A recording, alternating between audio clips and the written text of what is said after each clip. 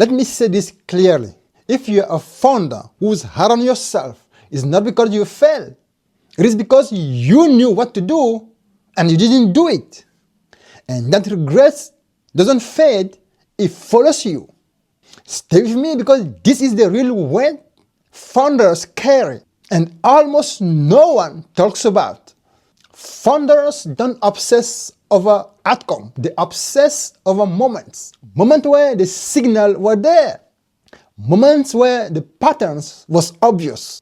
Moments where their body always knew but they delayed. Not because they were reckless, but because they were responsible. And that is the tragedy. The more experienced you are, the more dangerous this becomes. The first time you override your own judgment, you feel smart. You tell yourself, let's get more input. Let's be thoughtful. Let's not rush. But something subtle happens. Your internal signal gets quieter. And this is how leaders slowly lose trust in themselves. Founders wait because they understand consequences. They see the people impact, the cultural ripple, and the long-term cost. So they stop, they wait. But leadership is not about avoiding pain. Leadership is choosing which pain happens now. Delay feels compassionate. It rarely is. Ask founders what they regret most and you will have the same answers in different words. I kept someone too long.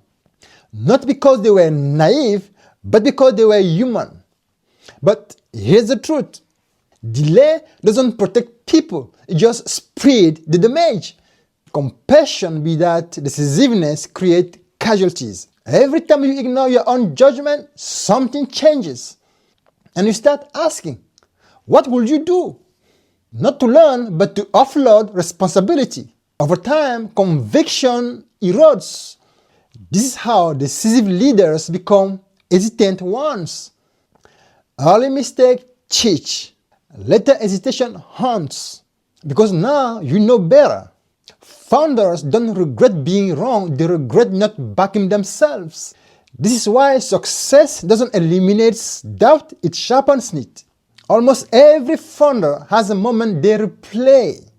We had momentum, we had leverage, and I played safe. Safety feels wise in a moment, and regret feels brutal later. The cost of safety is rarely immediate, but it's permanent. This is why founders are hard on themselves. Not ego, not perfectionism, but the feeling. I abandoned my own judgment. And no one can forgive you for that except you. This is why founders don't need motivation. They need trust restored. Here is how founders rebuild self-trust. You don't start with massive decisions. You start by deciding faster on small ones. Why? Because momentum restores identity. And decisiveness is not a personality trait. It's a muscle. It can be trained.